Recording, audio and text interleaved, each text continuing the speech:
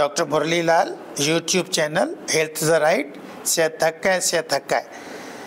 ईद आने वाली है और हम उन लोगों के लिए जिनको शुगर की बीमारी है, ब्लड प्रेशर है, गुर्दों की बीमारी है, उसके बारे में आज हम खाने की परहेज़ और खाने के बारे में बताने की माहिर से बात करेंगे।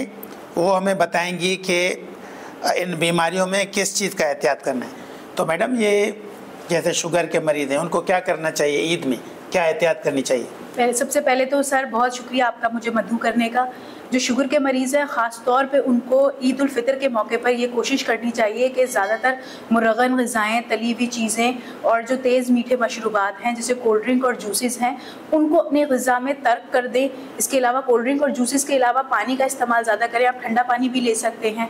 खानों में कोशिश करें कि आप जो नॉर्मल एक मुतवाज़न ग़िज़ा है जिसमें रेशेदार ग़िज़ा जैसे कि चक्की वाले आटे का इस्तेमाल करें, और अपने जो जितने भी मीठे वगैरह हैं उसमें मीठे के बजाय आप नेचुरल जो शुगर होती है जो दूध में वैसे भी मीठा है उसके साथ साथ फलों का इस्तेमाल करें। तो वो एक तो ना सिर्फ उनकी ग़िज़ाई अहमियत बढ़ जाती है बल्कि वो शुगर के मरीज़ों के लिए सेफ़ हो जाती है। बाकी ये कि आप चावल इस्तेमाल कर सकते हैं लेकिन उसकी मिकदार का एहतियात करना है। आटा, सफ़ेद आटा, मैदा, नान, ताफ्तान, इनकी बजाय चक्की वाला आटा इस्तेमाल करें। पानी का इस्तेमाल वाफिर मिकदार में करें और अपने पोर्शन कंट्रोल का ख्याल रखें। एक दफ़ा में बहुत ज़्यादा ना खाएं, थोड़ा थोड़ा। बिल्कुल बिल्कुल। अच्छा, ब्लड प्रेशर वाले मरीज़, उनके बारे में क्या आप बताएंगे कि वो क्या करें ईद में? ब्लड प्रेशर वाले मरीज़ों के लिए ख़ास तौर पे हम कहते हैं कि नमक का इस्तेमाल एहतियात से करें। निम्को, समोसे, पकोड़े, नमकीन जितनी भी अशिया हैं उनको अपने खाने में थोड़ा सा एहतियात करें। पानी का इस्तेमाल वाफिर करें और उन लोगों के लिए भी यही मशवरा है कि ताज़ा फल और सब्जियों का इस्तेमाल आप लाजमी करें। पोर्शंस का तो हर जगह पे है, थोड़ा थोड़ा खाना है। हम अपनी दावतों में ये चीज़ें ऐड करें, मतलब हम अपना ट्रेंड बनाएं कि हम उसमें एक सैलेड का पोर्शन ज़रूर दें और फ्रूट रखें। और बिल्कुल फ्रूट रखें। हम फ्रूट सैलेड भी रख सकते हैं, उसकी तो बहुत सारी वेरिएशंस हो सकती है। और ये नमक वाली चीजें कम खाएं, कम से कम या एहतियात करें, न खाएं। फ्रूट सैलेड्स के अंदर नट्स ऐड कर सकते हैं, सीड्स ऐड कर सकते हैं, तो इसको हम मजीद इनकी न्यूट्रिटिव वैल्यू, इनकी ग़िज़ाई अहमियत को बढ़ा सकते हैं। और ये जो गुर्दे की खराबी के मरीज़ हैं वो दो किस्म के, एक तो 2, 3, 4 केरेटिनिन वाले, बिल्कुल बिल्कुल, उनके लिए क्या है, और दूसरे जो डायलिसिस में उनके लिए क्या है? अच्छा, जो 2, 3, 4 क्रेटिनिन वाले अमूमन उन मरीजों को तो भूख कम ही लग रही होती है, तो उनके ऊपर जो गोश्त की पाबंदी होती है वो इतनी ज़्यादा लागू नहीं होती। अगर वो गोश्त खा भी ले तो कोई ऐसा हर्ज नहीं है, लेकिन उसमें बोटी की क्वांटिटी का है कि बहुत ज़्यादा मिकदार में गोश्त ज़्यादा न खाएं, ना ज़्यादा ना। कितने ग्राम खा सकता है? तकरीबन 1 से 1.5 बोटी एक वक्त में आप सेफली खा सकते हैं। रोज 1 से 1.5 बोटी या एक वक्त पे?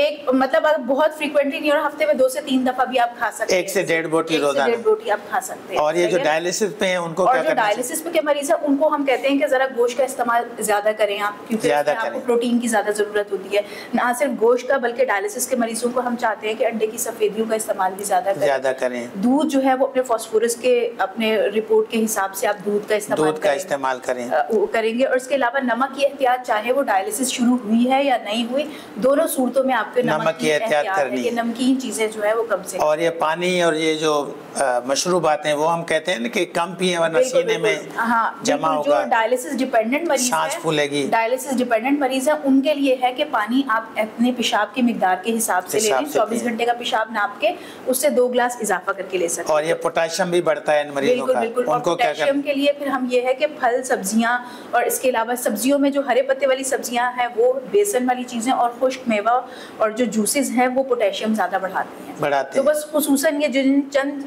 चीज़ों का अज्जा का मैंने जिक्र किया है, इनको अपने ग़िज़ा में एहतियात से लें। अदरवाइज़ अनाज की जितनी भी चीज़ें हैं वो, गोश्त है, इसके अलावा पेट भरने वाली जो भी चीज़ें हैं वो आप सही पेट भर के खाना खा सकते हैं। मेहरबानी, आपने अच्छी मालूमात दी और मेरे ख्याल में लोगों को काफ़ी फ़ायदा होगा इसका। Thank you.